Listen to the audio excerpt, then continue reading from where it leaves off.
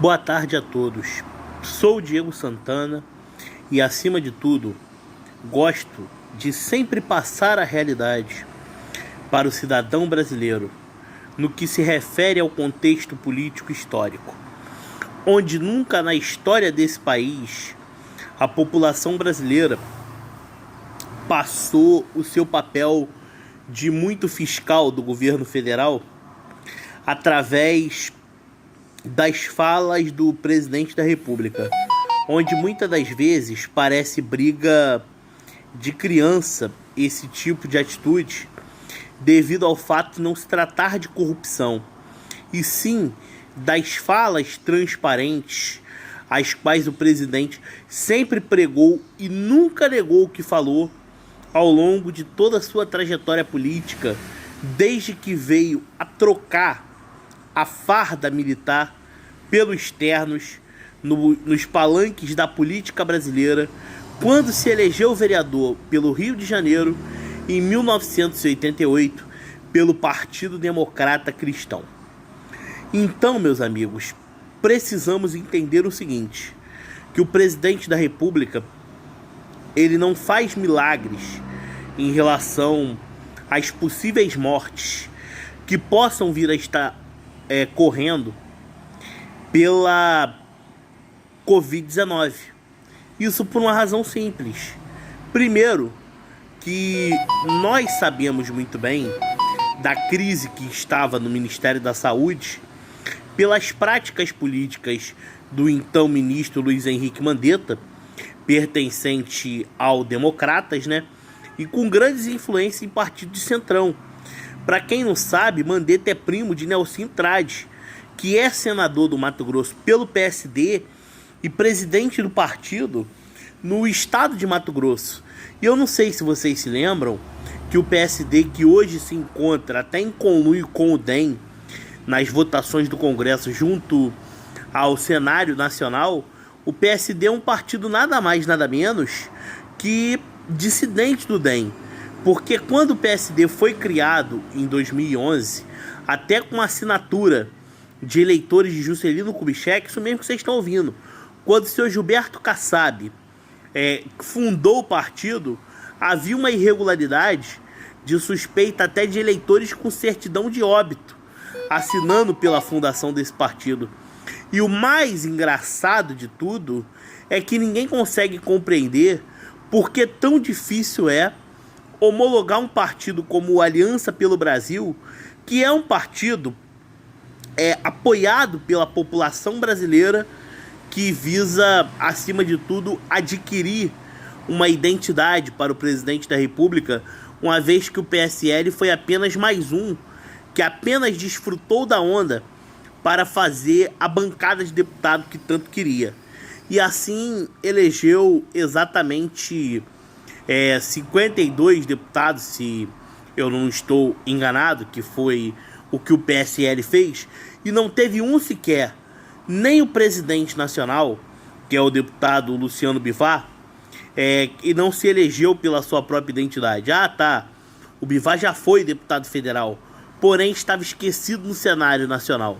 E estava tão esquecido que até os escândalos que envolvem seu nome, em conluio com a CBF, quando ele era presidente do Esporte Clube do Recife, ficou para trás devido ao fato de que a onda Bolsonaro, ela foi o principal foco das eleições de 2018. Então, de todas as formas, precisamos entender diversos outros fatores da política partidária, da relação governo-congresso nacional, mas o bom é que se diga o seguinte: o presidente não tem rabo preso com nenhum dos parlamentares e não deve a eles qualquer favor. Pelo contrário, deve a eles outras razões, porque na realidade nenhum deles sequer fizeram algo pelo presidente, apenas usaram o nome do presidente para se elegerem. E isso não inclui só a Joyce Hasselmann, que vem praticando esses atos aí de traição, inclusive chamando o nosso presidente até de miliciano. Na realidade envolve também partidos de centro, ou de centro conservadorismo, não vou chamar nem de direita propriamente dito, porque o Democratas perdeu a sua identidade. Na realidade, o Democratas perdeu a identidade desde que fez a transição do nome do antigo PFL para o próprio Democratas, né? Porque não adiantou muita coisa essa tentativa de conserto, porque o declínio continuou durante os governos petistas, principalmente, que entrou de forma abrupta, né, no Nordeste brasileiro. E a aliança PT e PMDB foi muito bem estruturada, porque o PT tomou os caminhos do PFL, que era o Nordeste, e parte do Sudeste e do Sul do Brasil, que era do PSDB, o PMDB começou a controlar hegemonicamente, ainda que de forma muito confederada. Nós sabemos bem desse tipo de prática na política brasileira fisiológica, né?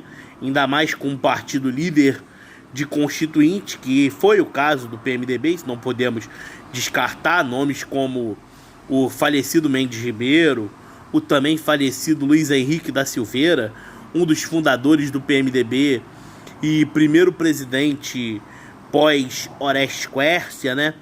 E vamos pensar da seguinte forma: na realidade, um partido fisiológico confederado é um partido de coalizão, mas de toda forma, o Democratas ele nunca foi uma confederação, tanto que ele nunca aceitou de fato um partido ser oponente do governo quando está no governo. Na verdade, é uma federação, vamos dizer assim, de coalizão com aspecto de conservadora, todavia de alguma maneira querer desfrutar de alguma forma, entendeu? Daquela condição política do momento, projetando o sucesso. Porque durante o período de 2019, o agronegócio tomou longos caminhos no que se refere aos recordes devido à estagnação econômica dos anos anteriores. E a ministra Tereza Cristina não utilizou muito o nome do partido.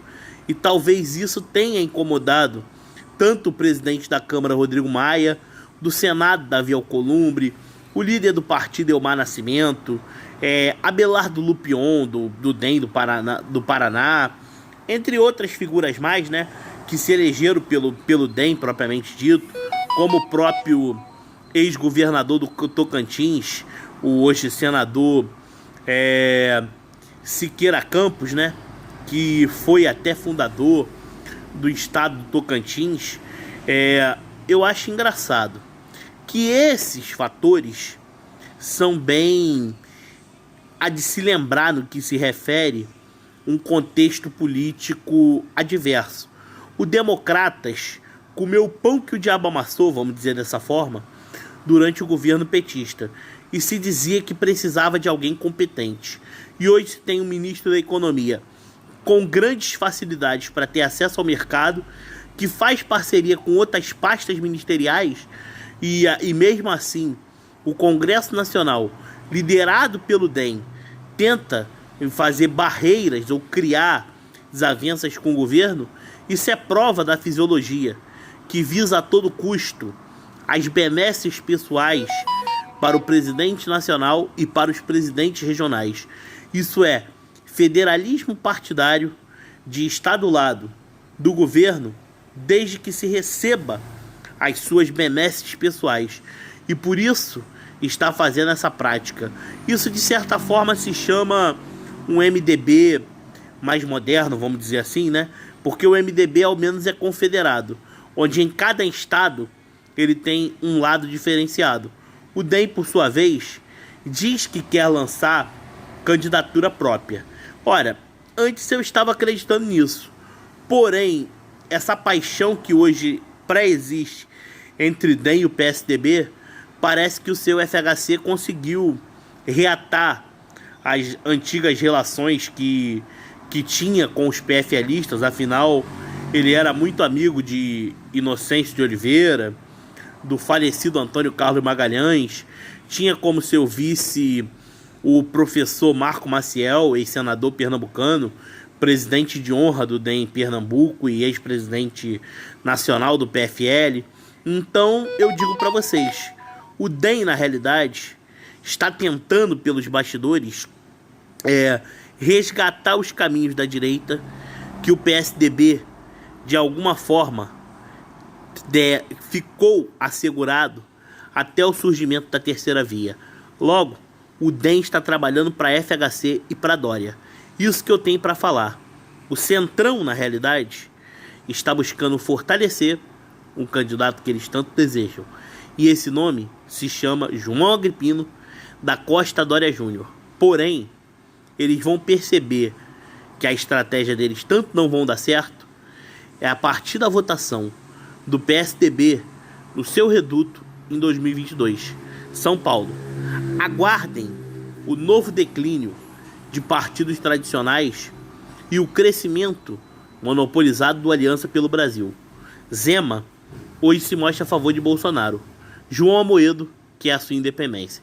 Será que ele está esperando alguma oferta do Dória? Se ele fizer isso, ele vai levar o novo a uma incoerência tamanha no que se refere à ética, tanto pregada quanto o período da fundação do próprio Partido Novo. Um grande abraço, fiquem com Deus e até a próxima.